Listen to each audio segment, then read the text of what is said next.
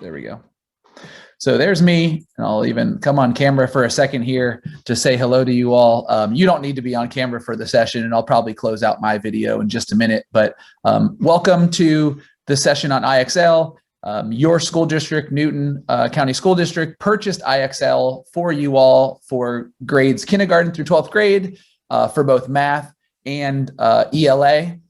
So if you teach math or language arts between kindergarten and 12th grade, you will have access to use IXL with your students. In the chat, could you guys let me know, has anyone used IXL before? Maybe like you've done the free version, maybe you got a trial basis. What's your familiarity with IXL before coming to this session or before starting this school year? Okay, prior district, right? That's true. I had a couple of people this morning that said they had used it in a prior district. Okay. Awesome. Right. That's true. Some of you may have had a school by school purchase. So some of you may already be familiar with it. So, okay. Well, today's session is definitely designed for, just to start with the basics and make sure everyone's on the same page, and you're going to learn how to do, basic navigation of our site. You're going to learn how to find skills, how to assign skills. I'm going to show you a couple of really neat skill plans that we have already aligned with the textbooks that you already use in your classrooms for both math and ELA. So if there's anything that you take away from today, I think that textbook skill plan is going to be pretty valuable for you. If you have questions throughout the session today, go ahead and pop those into the chat box. I will definitely stop a couple times throughout the session to scan that chat box and answer your questions, ask if there are any questions. We do only have 55 minutes. So my email address is on the screen right there. RyanK@IXL.com. I'm going to be working with your school district for the entire school year. So this is not just like today is not the only day for professional development. Your district has purchased additional professional development. I know I already have some dates to work with some teachers in the month of September. I'll be working with your district leadership and probably your school-based administrators to firm up those plans. But please reach out to me at any time as you're working on IXL with your students this year. I can help get you those answers to your questions as quickly as possible. All right. So with that being said, I'm not going to really go through this slide. That's who I am. That's my background. We need to go ahead and get started. I'm actually going to turn off my video now and go ahead and start sharing. All right.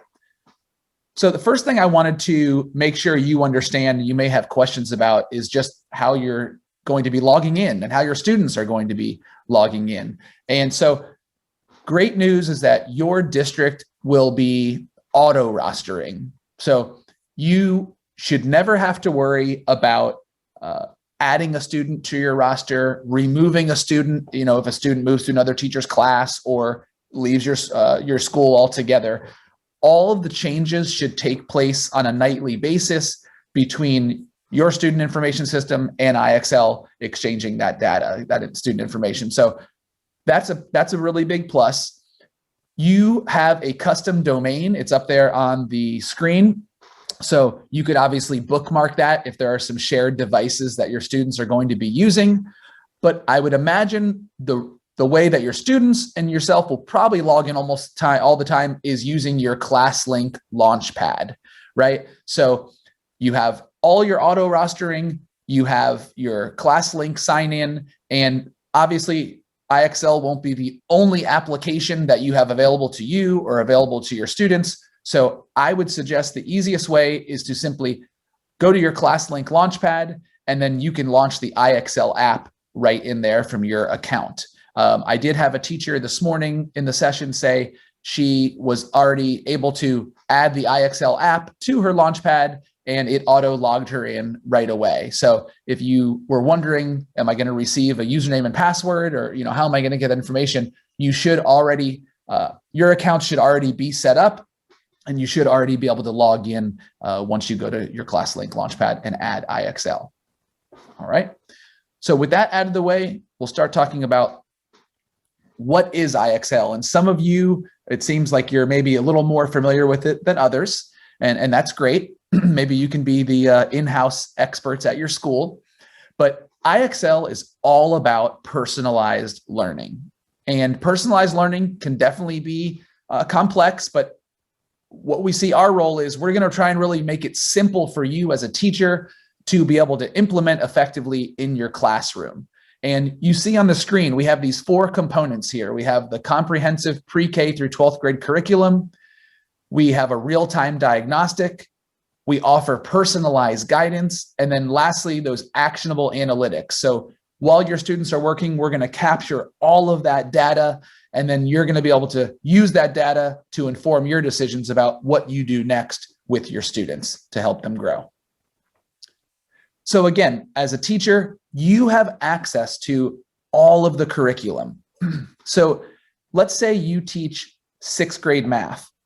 When you log into IXL, you actually have access to all of the math skills inside IXL. And that's a huge plus, because that's going to help you meet each and every student, right at their level. All right. So you're going to be able to assign a 5th grade skill to the student who needs a little more, a little extra help, a little more scaffolding, but you're also going to be able to assign 7th and 8th grade skills to those students that are accelerating. And then for students, that's going to drive their engagement in an authentic way. I'm going to show you a couple scenarios here where students are going to be given some choice in how they work on skills within IXL, and ultimately that should be building their confidence and building skills. All right, so here's our agenda for today.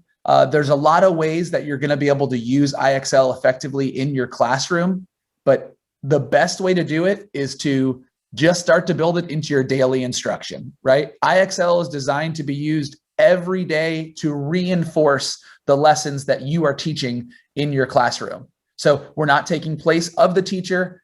The IXL skills that you're assigning to your students, excuse me, are there to reinforce your instruction. Really important. All right, so we'll talk about that. We're going to look at the real-time diagnostic and how you can utilize that with your students. We're going to also look at the personalized guidance and personalized recommendations that come with skill practice and the real-time diagnostic. All right, so first thing we're going to do is go into our teacher account and just cover some basic navigation of how you can get around the site. So when you're logging in as a teacher, you first land on your analytics dashboard, right? You can see this little caret is poking up at analytics. We're on our dashboard. First thing I want to show you actually is our learning tab though. So your learning tab, this is where your students are going to spend the majority of their time. This is where they're going to be able to access the skills. It's also where you as a teacher can access all of the skills, okay? When your students log into IXL, the first page they see is actually their recommendations wall right here. So they see their recommendations wall. We'll cover this in just a little bit, but it's a little different than what you see. You see a list of all the skills by grade. All right. This is also where you have access to all of your skill plans. And like I mentioned already, there is a couple of textbook skill plans that I think you're going to really like. This is where you're going to be able to access your different subjects. This is a demo account, so you see every subject listed. You're going to be able to access your standards, and then both you and your students can access your awards. There's awards that students can earn. There's game boards. There's certificates to mark their achievements as they work inside IXL. So that's all on the Learning tab. The Diagnostic tab, I'll go to that next. This is where a student would click into to actually take their diagnostic. And it's where you as a teacher can come in to assign the diagnostic to your students. You can assign it right here. And it's also where you can come in and see a list of all of your students, and you can review all of their diagnostic levels. We also have our Analytics tab. There's probably about 20 different analytics reports. So as your students are working throughout the year, they're going to be answering tens of thousands of questions. You're going to have access to real-time analytics to help you inform your decision-making about what you can do next to support your students. And then the last thing is our teacher resources. And if you're brand new to IXL, I really encourage you to go in here, look at our teacher resources. There's implementation guides. So if you're just not sure how to get something started in your classroom, how to implement IXL, there's some ideas here. You can also read about some ideas from our kind of our power users, our elite 100 teachers around the country. There's some printable resources you may find helpful to you. Webinars. These are free little bite-sized sessions, about 20 to 25 minutes on various topics throughout the school year. So go ahead and look at the webinars and see if any of those, relate to what you're trying to do in your classroom. All right. So like I said, the easiest thing that you can do is to simply add IXL into your daily instruction, right? You want to get your kids practicing on these skills, and the skills that you're going to find inside IXL are truly adaptive, right? They're going to adapt to the learner, whether they get any questions correct or incorrect. So it adapts to the learner. It really motivates and challenges your students, and it really helps them try to reach their full potential. So with that in mind, let's take a look at a skill so that you can kind of get an idea for what your students are going to see when they are practicing. All right. So first, remember, when you log in as a teacher, you click on learning. Okay. We're going to default, but look at the grades view. I happen to be on math right now, and I want to find a skill. Now, let's pretend I am a 6th grade math teacher. Okay. I can see that there's over 400, or there's exactly 400 skills in 6th grade math. So I'm going to click into see all of the skills. You'll notice the skills are arranged by topic. All right. So depending on what you're looking for inside 6th grade, you could find the topic. You would see all of the skills listed. The skills are listed in order by level of rigor. So you're going to need to know how to do this skill before you can get all the way down to the last skill.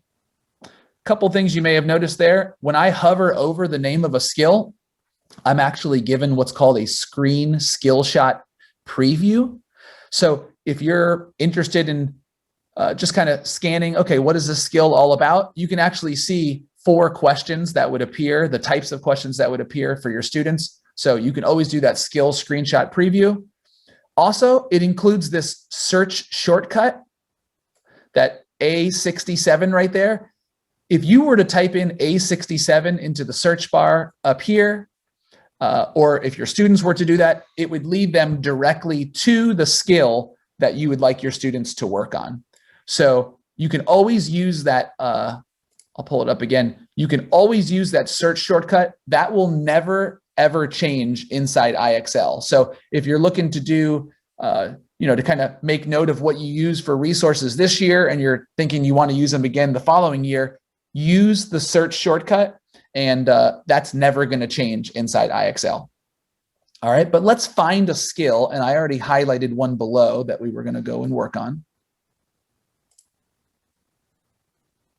So I chose objects on a coordinate plane. And we're going to work through this skill together so that you can see exactly what your students would see when they begin working on a skill. So first thing I want to point out to you is this learn with an example.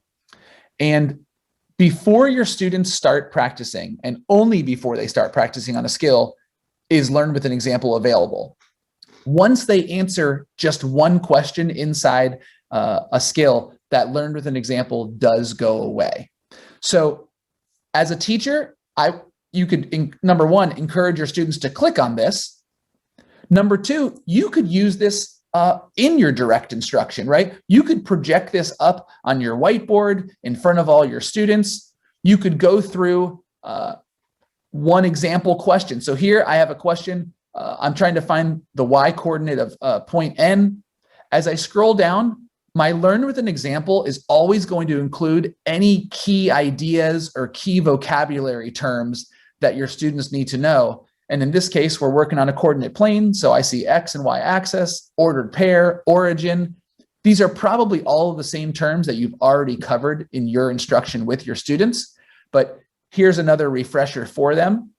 And then there's actually one sample problem that you can review with your students of covering, the same type of question that they're going to see when they engage in their skill practice. So again, I would encourage you to ask your students to look at this before they begin practicing. You could also use it for teaching purposes. Now back to practice, and let's go ahead and start practicing. So when your students begin answering questions, on IXL. So here, looking for my Y coordinate. Notice it gave them, great job, right? They received that immediate feedback. Again, it's asking me for the Y coordinate here. Brilliant. Okay, so I'm getting that immediate feedback. I also see a couple other things on the screen, and these will be visible to the student when they're working. It keeps track of the number of questions they're answering. It keeps track of the amount of time that they've spent on the skill. It also keeps track of their SMART score.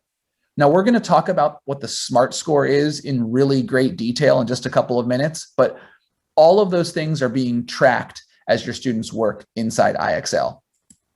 All right, so let me answer just a couple more questions, and I'll show you maybe what happens when your student gets a question wrong. So here we go. What is the X coordinate of C? This is the first time it's asking me for the X coordinate.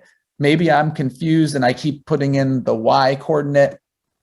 Okay, so if I do get a question incorrect, that's okay. It's going to give me that immediate feedback. My SMART score did go down a couple points, right? So notice it did go down. I think it was definitely higher than 25 before this question. It tells the student this is the correct answer.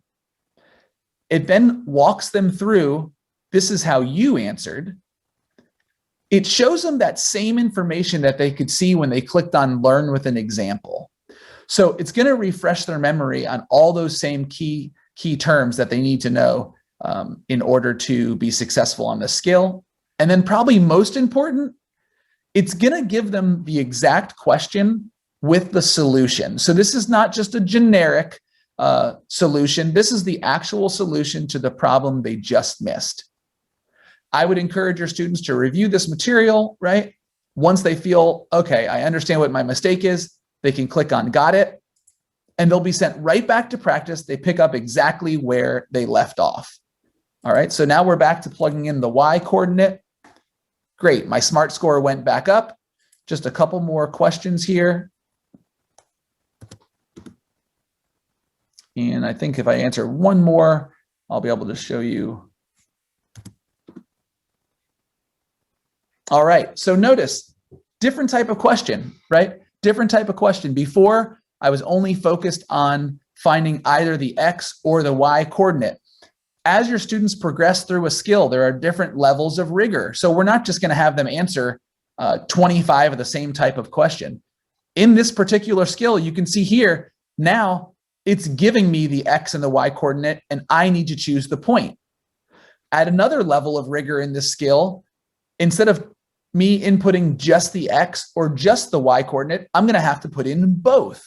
So we're going to go through everything that your students need to know and everything that you need to know about your students' knowledge of this concept while they work through this skill. Okay.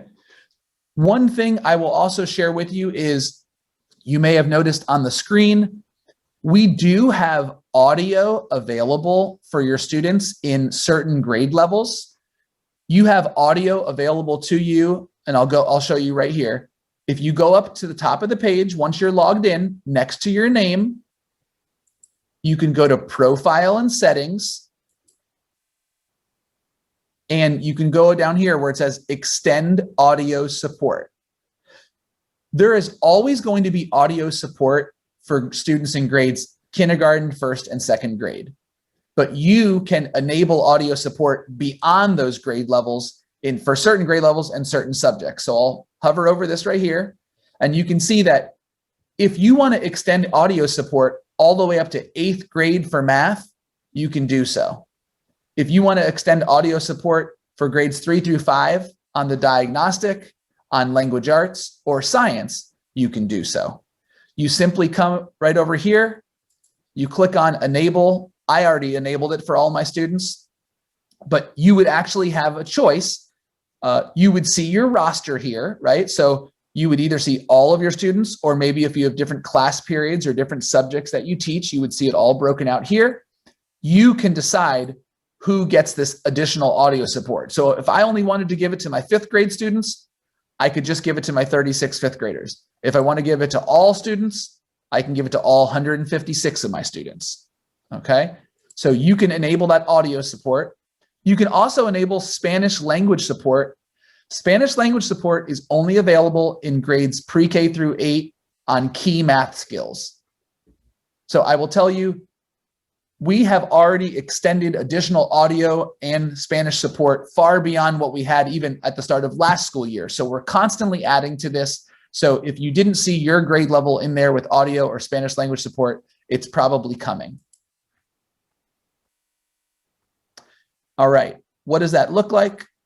If you click on the Ver en Español button, it translates the question into Spanish. And then whether you have it on Spanish or English, if you click on the speaker icon, ¿Cuál es la coordenada Y del punto C? It reads the question to you. Okay. One more quick little plug for this page. If you are a math teacher in grades 6 through 8, or maybe even slightly younger or slightly older than that, our grades 6 through 8 math skills, there's going to be a little button that shows right up here by this Learn with an Example coming in August. It's going to be a video tutorial. So your students are actually going to have additional support inside IXL on grades 6 through 8 math skills. They'll be able to click on the button, and most of the videos are between about 2.5 to 4 minutes long. And again, that's just an additional layer of support for your students when you can't be right by their side. All right, so we touched on SMART Score, and I'm going to stop after we talk about SMART Score to answer questions if you have them, okay? So if you have any questions, think about them right now, and we'll be stopping in about 3 minutes for some questions. So the SMART Score, you saw how when I was answering questions correctly, my SMART Score was going up. If I answered a question incorrect, my SMART Score went down. So while your students are working inside IXL, the SMART Score is going to be the best indicator for you to see their progress on a specific skill. And we're going to mark their achievements when they hit 70, 80, and 90 with those ribbons. They'll see those ribbons themselves. And then they get that gold medal when they get to 100. When a student gets to 100 on the skill, the screen kind of shows like some fireworks, right? That 100 truly means the student has mastered the skill. That's like your student getting that A+ on an assignment, okay? Now, the SMART Score it's very unique, and you really have to really understand what it's really trying to tell you. It's our proprietary scoring system. And again, it gives you the most accurate possible measure of a student's understanding of a skill. So take a look at the graph that you see on here. This is an indication of a student's SMART Score while they worked through a skill. So as the student was answering questions correct, their SMART Score went up, right? As they answered incorrect, it may have gone down. They answered several more correct, it goes up. They answer wrong, it goes down, and so on. So as your students work through a skill, their SMART Score is going to go up and down based on how many, based on the questions getting correct or incorrect. The SMART Score does go from 0 to 100, but I do want to caution you, it's not a percentage. I was a math teacher. When we see things out of 100, we immediately think percents. Well, the SMART Score is not a percentage. So I don't want you to think that you can look at a student's SMART Score and if it's a 75, just kind of equate that to, okay, that's a 75%. That's not at all what the SMART Score means. Remember on the previous slide, we looked at the fact that reaching a SMART Score of 80, that tells you that the student is proficient in a skill. So oftentimes 80 could be a great goal for your students when you're setting goals for them as far as reaching a certain SMART Score. So you don't always have to push every student to a 100. Remember that a 100 truly means they've mastered the content, okay? And sometimes you don't need to get the student all the way to mastery on an individual skill because you have them working on various skills. You're probably already assessing them in your classroom. So you may already have some other data to use on that. I do want to point out though that the best thing about the SMART Score is every student is still able to get to a SMART Score of 90, a SMART Score of 100, right? The SMART Score is forgiving of student mistakes. Sure, they miss a question and the score goes down, but then they're allowed to keep practicing and they can always get it up to 100 It may take a greater number of questions, but they always have the ability to get that SMART score up to either your goal that you've set or maybe the goal that they've set for themselves. And then this last page about SMART score, again, setting goals for your students. Obviously, if a skill is new to your students, right? Maybe you just taught Pythagorean theorem in your classroom today, and you find a really good skill to assign to your students on Pythagorean theorem. You probably want to set a lower SMART score goal at the beginning. I would always recommend 80.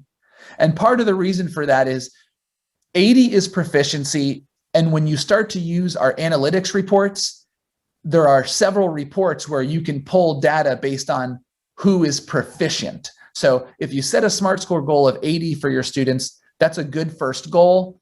Obviously, as you get towards the end of your unit, you may find that you can set a higher SMART score goal. Maybe you can set a goal of 90 or maybe even 100. Again, that second bullet, right? Remind those students, just because they might miss some questions, that's okay. They can always get their SMART score back up. And then the last one there, we have done research with a lot of schools, a lot of states, and what we have found is you want to make sure you're setting meaningful goals that will have an impact on your students' learning outcomes, right? And by doing that, by setting meaningful goals of students achieving at least a 70, if not higher, for an individual skill, you're going to see positive outcomes when you do that. What you don't want to see is a student practicing 10 different skills, only getting to a SMART score of 40 to 50, and moving on to another skill. I would rather see my student work on 2 to 3 skills, move them to a SMART score of 80 to 90, be proficient, and then move on to another skill. All right, so let me pause there and ask if there are any questions that you have about how to navigate the site, how to use the SMART score, or anything that we've covered so far. Let me pause, and you can either grab the mic or just type it right in the chat box. I have a question. Is there a place where we'll be able to get the steps to follow later? Like after this meeting? Yes. Yeah, well, I have the recording, and I think when you guys logged in today, I think I set it up that you had to enter in your email address. So I did that because I wanted to make sure I could send you plenty of resources. So I'll be getting stuff out to you either later today or tomorrow. Awesome. Thank you so much. Of course. All right, we will move on. Okay, so you've seen a skill in action, right? We went over SMART score, but now you need to know, how do you find the right skills for your class of students? Okay, so to get started, you simply need to choose a skill that supports the lesson you just taught your students, right? So we have over 8,000 skills inside IXL. So it's designed to cover pretty much any topic possible that you could be working on. There are a couple different ways that you can find skills. I'm back in my teacher account right here. I'm going to click on the Learning tab. All right. So when I click on this Learning tab, by default, it sends me to my grades view. Okay. And I'll show you a language arts example in just a second. Don't want you to think I'm not a fan of language arts, even though I was a math teacher. So by grades view, I'm seeing all of the different grades for math from pre-K all the way through calculus. Okay. So remember, just because you teach 8th grade math, you have access to all of the skills. All right. So whatever skill you're trying to find, you pop into the grade level, right? You pop into the grade level here. I could see all 304 second grade math skills. Remember, we did that before. The skills will be broken out by topic. So if you're teaching a certain grade level, you can look for skills that way. Let's say you want to look for skills by topic instead of grade level. So I'll find a language arts example here for you. So I click on language arts. I click on topics. Let's say I'm trying to find skills on main idea. I'm going to scroll down. And I see that inside IXL, there's 63 skills about main idea. So now, since I chose the topic main idea, the skills will be broken out by grade level. And I use main idea because I think it's a great example of, we have a skill called determine the main idea of a passage for third graders. We also have a skill called determine the main idea of a passage for 12th graders, right? So you can really see how, if you're looking at main idea, this is a great topic that you can see all of the scaffolding that you could put in place to help build up a student and get them to the right level, right? Just because you're teaching 6th grade, that doesn't mean every student comes to you on 6th grade level. Some of them you may have to assign determine the main idea of a passage of 3rd grade. Once they show they can master that, maybe you move them to 4th grade, 5th grade, and so on. So that's how you can look for skills. So far, we've covered by grades and by topic. You also have this search bar at the top of your screen. So let's just say I'm looking for the topic absolute value, right? I'm teaching lessons on absolute value. All right. I'm going to pretend like I am a 8th grade math teacher. So I'm looking for any 8th grade skills that are available on absolute value. And maybe I'll even add 7th grade in because those are right around the same grade levels. Okay, I can now quickly scan my list of skills that are available for 7th and 8th grade just for absolute value. I can hover over the skill. Remember, I can get that screen skill shot preview. All right. And then from there, I could decide, what lesson was I really looking for? Okay, I was looking for this lesson here. This is the one I want to assign to my students. All right. And we'll talk about assigning skills in just a second. All right. So we have covered so far. You can look for skills by grades, by topics. You can use the search bar. Skill plans is the 4th and final way you can look for skills. And I think this is going to be probably one of the best things that you'll find within IXL. So we have taken the state standards from all 50 states. We've also taken the textbooks of over 50 of the most popular textbooks used in the United States, and we have aligned our skills, and sometimes we have to create new skills to align to those textbooks and to those standards. 2 things I want to show you today. The first is our textbook skill plans. So when you arrive on your skill plans page, and we'll come back up here to the top in just a second, you can click on textbooks. You can find your textbook. So I was told that you all are using Big Ideas Math for grades 6 through 12. So I can locate Big Ideas Math. I'm going to click on this little drop-down menu there. Now, because I'm going to be utilizing this specific skill plan a lot during the year, I'm going to pin the skill plan. So I'm going to click on this little push pin. It's kind of like making it a favorite. All right.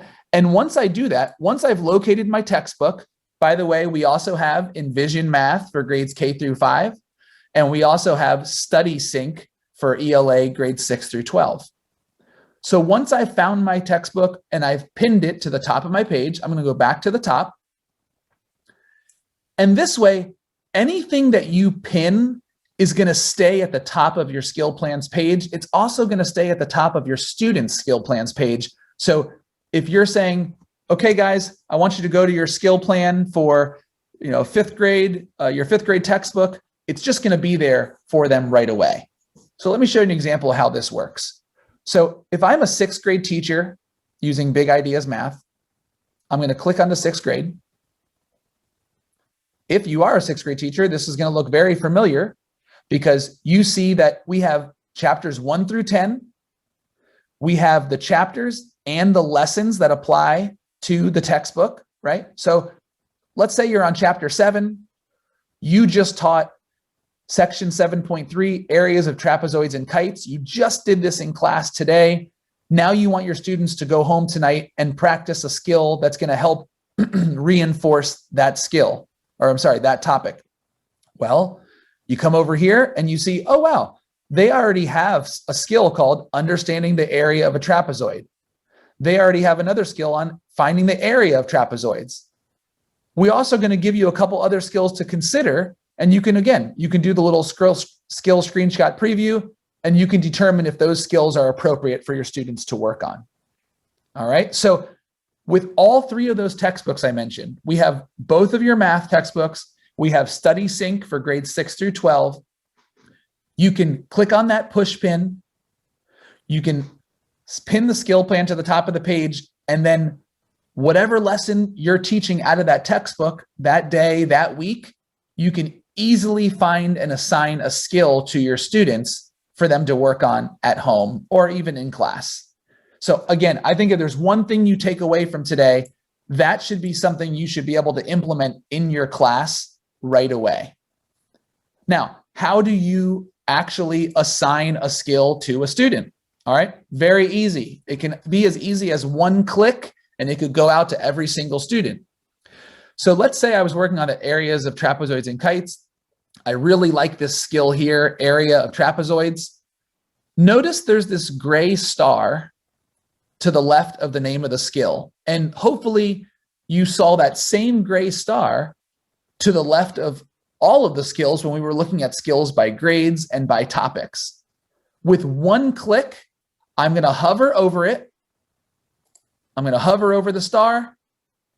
I can click all students, and right away, look, it says that I am suggesting that skill to all 156 students on my roster. So with just one click, I've assigned that skill or suggested that skill to all of my students. Maybe I don't want to, assign this to all of my students because maybe I teach multiple grade levels. Maybe my roster is broken out by my geometry period, my algebra 2 period, my 7th grade math class. Well, if that's the case, I can always unclick, and now it's not suggested to anybody. Maybe I just want to assign it to my 5th grade students. So now instead of 156 students seeing it, 36 students are seeing it, right? What if I want to get really granular and I'm like, I know there's just a couple of students that would benefit from working on this skill. I can click over here on this arrow. I'm going to see my entire roster, and maybe I decide, Connor and Kaysen, they really need extra work on this. I'm just going to click the star for them. I'm only suggesting it to 2 of my students, and now I can move on. So when you're assigning skills to your students, it's very easy. It's with 1 or 2 clicks, right? You hover over the star, you decide, do you want to assign it to all? Do you want to assign it to maybe one class period? Do you want to assign it to just individual students, right? These are my demo account students here. Let's say you're previewing a skill. Let's say you clicked into a skill because as the teacher, you wanted to maybe work through a couple problems to see exactly what your students would see. And then you get to the point where you're like, I really like this. This is a great skill for them to work on. Look, that gray star is right there, right? It's right next to the name of the skill. I can hover over it. Boom, I'm going to assign that to all of my students, right? Done. All right, so assigning skills to whether it's a specific student, a class of students, or your entire roster, it's very easy to do at the click of a button. All right. Let's take a look at one of our analytics reports. And for those of you who have used IXL before, maybe you've actually used this report. It's typically the report where teachers, if they've used one, this is the one they've used, and that's Live Classroom. Live Classroom, and I'm going to click on this just to show you how you would navigate to it. Now, I don't have students in my pretend demo account working right now, so I'm actually going to slide back over and show you what it looks like when you go into Live Classroom. So Live Classroom enables you to be everywhere at once with your students, right? It's like the greatest classroom management tool that's ever existed. So let's say you have all of your students signed into IXL, you're in the computer lab, or maybe just in your classroom, they're working on their Chromebooks, or or maybe you're doing a station rotation where you're working with one group of students, but you have another group on IXL, you can pull up Live Classroom. And every single student that is logged into Live Classroom is going to have their own individual tile. It's going to contain their name. It's going to show you what they're working on. So Abigail is working on her diagnostic, whereas Angela is working on a 3rd grade skill called add 2 numbers up to 3 digits. If a student is working on a specific skill like Angela, you can actually see how many questions the student has answered. She's answered 4 questions so far. You can see her SMART score. So at a very quick glance, you're going to know, how is this student, or how are my students in general progressing, okay? Now you'll notice that Angela, Caitlin, Chandler, their tiles have kind of turned like a reddish color. These are the students that we're saying may need help. And why are we saying that? Well, because they've answered at least 3 of the last 5 questions incorrect. So again, you could be working with one group of students on a different side of the classroom, and you would still be able to know which students are struggling. Maybe you're able to get up, maybe you're able to go help Angela and Caitlin, kind of move past and get on the right track. If you can't though, let's say you really need to manage them, from a distance. Well, this little icon, it's a little paper airplane icon. It shows up right next to every student's name. You can actually click on that, and that's called our live messenger feature. So if you knew that Angela was having difficulty, you could message Angela, right? You could ask what she needs help on. You actually have the ability to click on her tile and see the questions that she's getting correct and incorrect. So at a quick glance, you may be able to see, okay, she's forgetting to do step A, or she's forgetting to do step B. You could send her a quick message using Live Messenger, and she'll receive that message, and hopefully that will help get her back on track. Not shown on this screen right here is there's actually a Live Messenger paper airplane icon right where my mouse is, and that's going to allow you to message every student that's signed into IXL on your roster.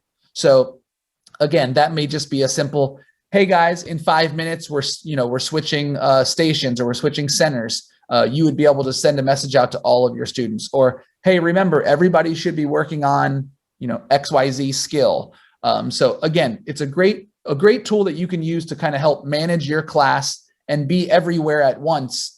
Even though we know that there's only one of you in the classroom, so sometimes you really can't be everywhere. Are there any questions about what we've kind of discussed in the last 10 minutes or so, whether it's Live Classroom or using skill plans or assigning skills? I'll pause for a second, and you can either use the mic or the chat.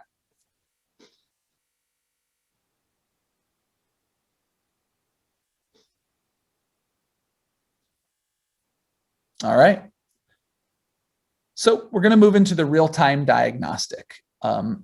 For those of you who have used IXL before, perhaps you have some familiarity, but the real-time diagnostic is and can be a really powerful resource for you as the teacher to see exactly what your students' levels are, okay? Our diagnostic is going to assess your students across all of the skills that we have inside IXL. It's going to start assessing them at their rostered grade level. So if you teach 4th grade, your students are initially going to see 4th grade questions.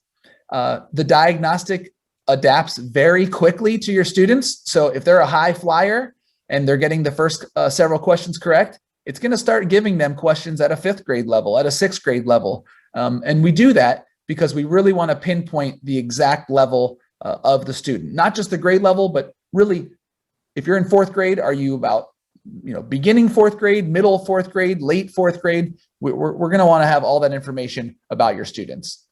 Now, our diagnostic is a little bit different. So I'd like to set the stage a little and just say, it's not your traditional diagnostic. There's a couple of things that kind of make it different. And one of them is, in a traditional diagnostic, you're usually assessing your students at the beginning of the year, maybe the middle, maybe the end. And in those in-between times, you really don't have up-to-date information about your students.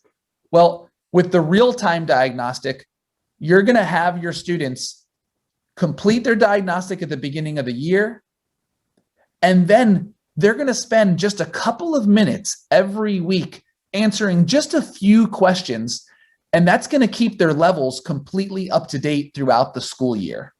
All right. So a question we get from teachers a lot is, well, how long does it take to get their levels? Well, if you're diagnosing a student in just math or just ELA, one subject takes about 45 to 60 minutes to get a pinpointed grade level for your student.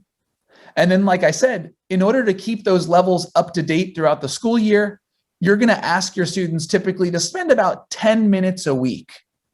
Now, you could just build that into your daily instructional time. I've had teachers tell me they get creative. They say, yeah, I do diagnostic maintenance Mondays. My students know when we get to class on Monday, we're going to pop open those laptops. We're going to do 10 minutes of spend 10 minutes inside our diagnostic, and that way we always keep our levels up to date.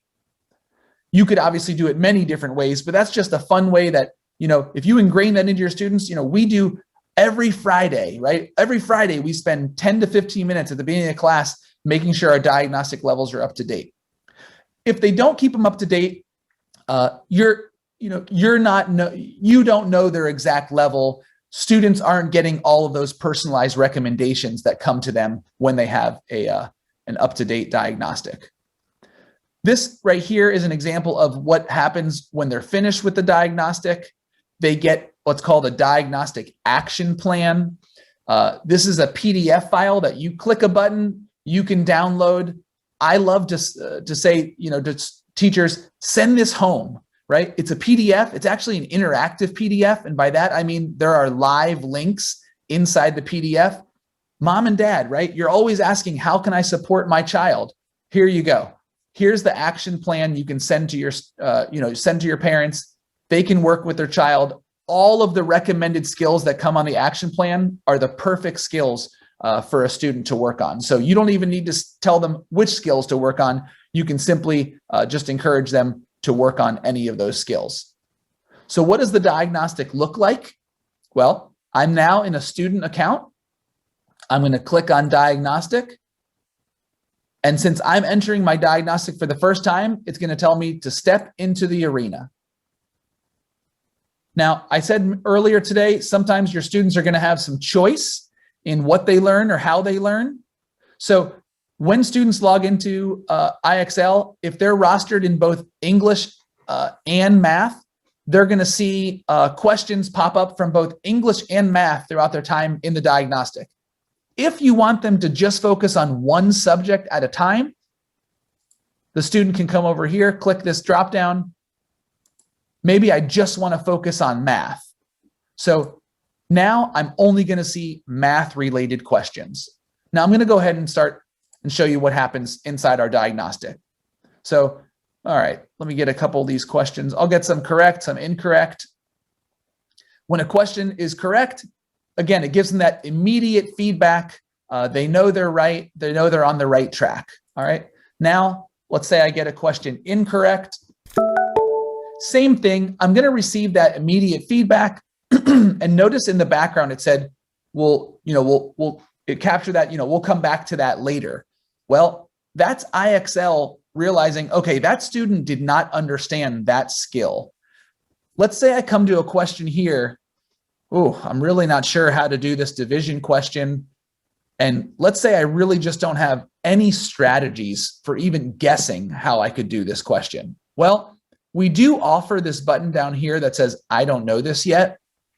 If a student clicks on that, again, we capture that. We treat it just like a missed question. Okay, so just like a missed question, it goes in to our system and kind of helps inform us about where the student's level is at. Let me do a couple more questions.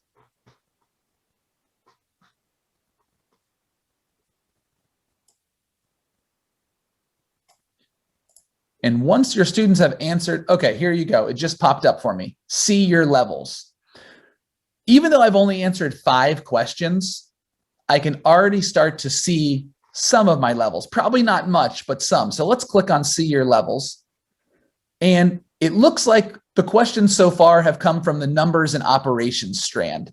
So it's telling me that based on my answers so far, I'm somewhere between a 370 to a 570. The first number is my grade level. The second two numbers is, if you kind of think of it as the percentage of the way through the school year. So this is kind of like a third grader, 70% of the way through numbers and operations, to a fifth grader, 70% of the way through numbers and operations. Not very useful yet because that's way too large of a range. I would tell my student, okay, you need to go back into the diagnostic arena. You need to continue answering questions.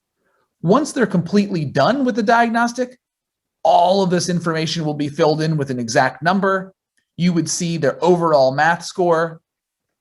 For language arts, you would see the overall score. You would see all the strands populating. Students would have access to all the recommended skills, right? Remember this skill? I clicked, I don't know this yet. Well, we're going to recommend that that student spends a little extra time on there. All right. So when your students are done with the diagnostic, they will see this symbol right here, this diagnostic starburst symbol. It alerts them that they are done with their diagnostic. Again, takes about 45 to 60 minutes per subject. We already went over that. Personalized guidance. This is the last thing that we will have time to go over today. When your students are working inside IXL, whether it's on the diagnostic or on the just regular skill practice, all of that information is being captured. And I want to show you the student's recommendation wall. Remember, when your students log in, they land on their recommendations wall. You can honestly scroll forever and ever on this page. All of these recommendations come from students' work in both the diagnostic, like this skill right here from the diagnostic arena, or it's coming from just their regular skill practice. All right, so how can you use the recommendations wall? Oh gosh, there's so many different ways that you can use this. Here's just a few ideas, right? You may have them, you may use it as bell work, right? As like a bell ringer or for your early finishers, right? You have those students in class that always seem to get done with the assignment before the others do. Well, you could tell, all right, Johnny, glad you finished the assignment. Pop into IXL. I want you to choose a skill off your recommendations wall, and I'd like you to get that skill to a SMART score of 80, right? Or just like we said, some teachers do diagnostic maintenance Mondays. Maybe you do something called like work it out Wednesdays, right? Notice the skill recommendations have different names, like next up, go for gold. One of them is called work it out.